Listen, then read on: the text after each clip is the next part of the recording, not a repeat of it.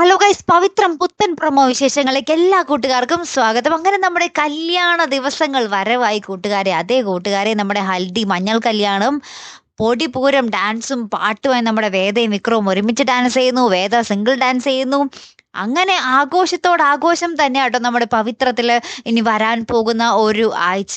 അടിപൊളി എപ്പിസോഡുകളാട്ടോ.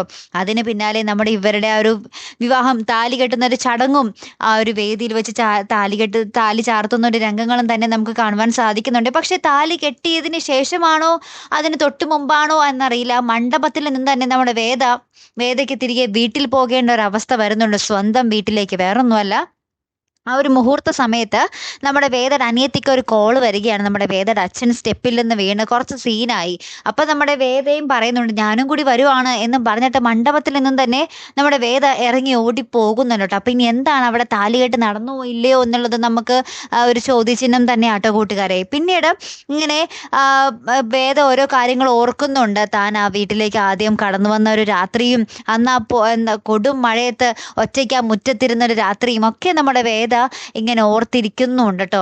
അപ്പൊ ഈ ഒരു പെരുമഴ വേദയുടെ ജീവിതത്തിൽ തുടരുമോ എന്നുള്ളൊരു ചോദ്യം കൊണ്ടാണ് ആ ഒരു പ്രൊമോ അവസാനിക്കുന്നത്. അപ്പൊ എന്തൊക്കെയോ നമ്മുടെ വേദയുടെയും വിക്രത്തിന്റെയും ജീവിതത്തിൽ വീണ്ടും ഒരു ദുരന്തങ്ങൾ സംഭവിക്കാനിരിക്കുന്ന പോലത്തെ ഒരു പ്രൊമോ തന്നെ ആയിരുന്നു കേട്ടോ. എന്തായാലും കാത്തിരുന്ന് തന്നെ കാണുമ്പോൾ അടുത്തൊരു വീഡിയോയുമായി വരുന്നത് വരയ്ക്കും. Good bye.